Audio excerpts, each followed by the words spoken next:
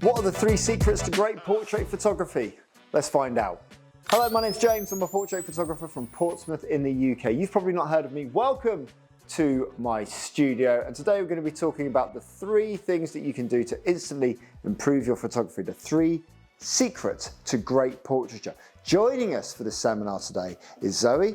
Say hi to Zoe, everyone. Hi, Zoe. Hi, Zoe. Those are Zoe's 2 words. She used them up straight away and she can't speak anymore. It's not in her contract. It's a good thing. What are the 3 things? What are the 3 secrets to great portrait photography? Well, in my mind, the first one is lighting. I talk about this all the time, but great lighting makes a great portrait. It's the foundations of a great portrait. It's literally the tool that we use as photographers to create images.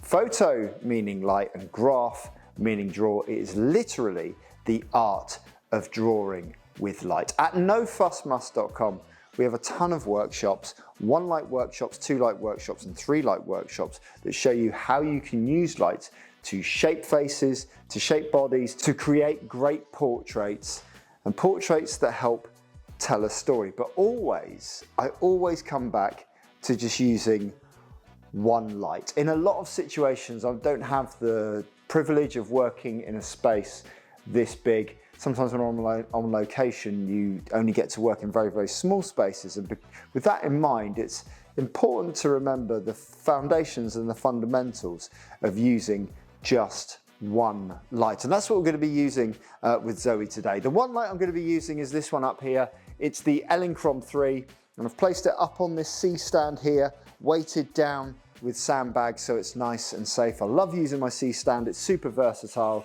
Have a look online, see if you can get one for yourself. And as I always start with all of my portraits, I'm just going to start off with a light up here that is 45 degrees round from our subject, so we've got a nice clean space to shoot through, 45 degrees up, and we're going to angle it 45 degrees down, so that if we were to draw an imaginary line from the back of the light through the Elinchrom logo all the way through to Zoe there, we will see that that light is hitting Zoe just above the eye there, just above onto the face there. So if we take a very simple portrait here, just looking straight towards me, Zoe, hands on the hips, and 3, just the 1 hand was perfect actually. 3, 2, 1, go. Very simple portrait just to begin with. There we go, nice and easy, just looking straight down the middle of the lens into the camera here. But by using this light, we can control the mood and the feel of the portrait. So for a front-on portrait like that, where the light's hitting the face, nice and smiley, really, really simple. We can move the light and move it round to the side just to create a more feathered light source here, slightly softer light source. Don't need to smile on this one, just bring the hand just down by the side. There for me, just looking straight towards me, and turn the head very slightly towards the light. Eyes towards me, 3, 2, 1, go. That changes the mood and the feel of the portrait there. Very simple lighting setup there. And then we can even create an even more dramatic one by moving Zoe all the way off of the background here towards the middle of the room, turning her body so she's facing towards this way, and by turning the light away so that we're just skimming across the face and just getting small facial features just sort of coming across here. Hand on the hips there for me, looking straight towards it, straight ahead of you there for me, straight up there, 3, 2, and 1 in there. Good. Perfect. Lovely shot there. So by moving light and by controlling light, we can control the mood and the feel of the portrait to match. But what's the second secret to great portraiture? Well, in my mind, the second secret is posing. Posing is something a lot of new photographers struggle to get their clients to do it, and there's a few tips we can offer you to help with your posing. It's important to remember that all posing starts from the feet up. So if you're standing and your feet are in an awkward position, then it's very difficult to put yourself into good poses, as Zoe is proving here. So a nice comfortable sort of foot position there is really simple. Observation's a really good one as well. Sometimes when you're talking to your clients and you're not shooting them, but you're just talking to them naturally in a natural environment, you can see them stand in certain ways with maybe the weight on the back leg or a hand in a pocket, or they'll stand with their arms crossed like that. And because that's their natural posing and the way that they stand naturally, they feel more comfortable. And that helps them look more comfortable in the photograph. Generally, when we're posing as well, and if we ask you to take a step back there for me, Zoe, that's perfect. But generally, when we're posing, we're looking at full body portraits. The general rule of thumb is if it has a bend, bend it. So if it, there you go. So if you have, so instead of standing like this, we start off with basically just like a pencil pose here that Zoe has there. Not the most flattering pose that we could potentially have.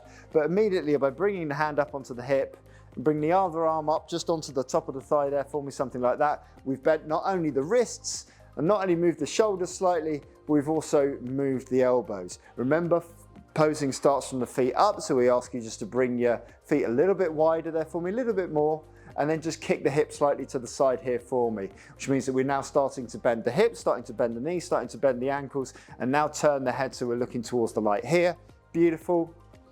And all of a sudden, we have a pose that has some interest in there, rather than, actually the hand in the hair was lovely, the way that she, see, now we're looking at what she did naturally.